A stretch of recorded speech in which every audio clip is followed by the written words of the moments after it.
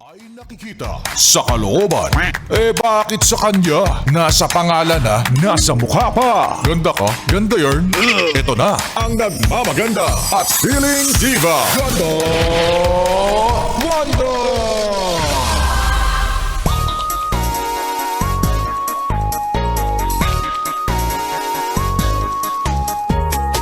Grabe naman yon. I love you na nga. Mahal na mahal pa kita. Malapit na akong maniwala niyan. Maniniwala na ba ako? O may gusto ka bang ipakita? Mga yes, brad! It's me, it's a girl DJ Ganda Wanda. Kasama nyo na dito sa 101.1 Yes FM para sa programang Chika. Chika ni Wanda. At eto na nga ang chika sa akin. Yang daw kausap mo ng isang linggo ay nagsabi na sa'yo ng I love you.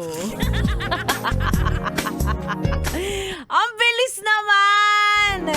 Grabe naman. Ang problema, naniwala ka sa sinabi niya, hala. Yan na nga ba sinasabi ko eh. Ano ang basehan? Diba? Ng mga sinasabi yung mahal kita. Kung isang linggo pa lang kayong magkakila, ewan ko talaga. Sino kasi nagpauso ng love at first sight? Dapat hindi. Diyos ko. Iba nga parang buwan na magkasama, parang hindi ba rin masabi na mahal kita? Hindi ko alam, 'di ba? Malay mo naman talaga may mga itinadhana na unang-unang araw pa lang, kaya 2, 3 araw pa lang magkasama, sigurado na silang mahal nila ang isa't isa. Edi kayo na. Pero hindi lang natin alam kung magtatagal yung mga ganyan. Sabi nga nila, yung mga mabilis na pangyayari ay madali ring natatapos.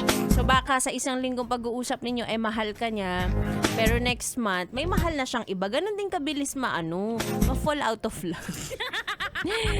Kaya kung ako sa'yo, yes friend, wag mong paniwalaan yan. Maaari na siya ay nagagandahan lamang sa'yo, kaya sinasabi niyang mahal ka na niya. Oh. Okay lang. Ganda problems naman yun. Diba? Sinabi niya na mahal niya na ako kasi ang ganda ko sa Instagram. Okay lang yun. Diba? Ang mahalaga, huwag ka maniniwala, huwag ka mahuhulog. Huwag mo rin sasabihin na, mahal din kita. Huwag mo sabihin yun. Hindi mo naman minimin. Anyway, 3 oras na naman tayong magdudugdugan, chikahan. Kaya naman sumama ka na dahil hindi kasama sa usapan. Nako, ikaw na naman ang topic, be. Hindi ka na naman kasali sa GC. Tuloy-tuloy ang ating tugtugan dito lang sa 101.1 Yes FM Solid.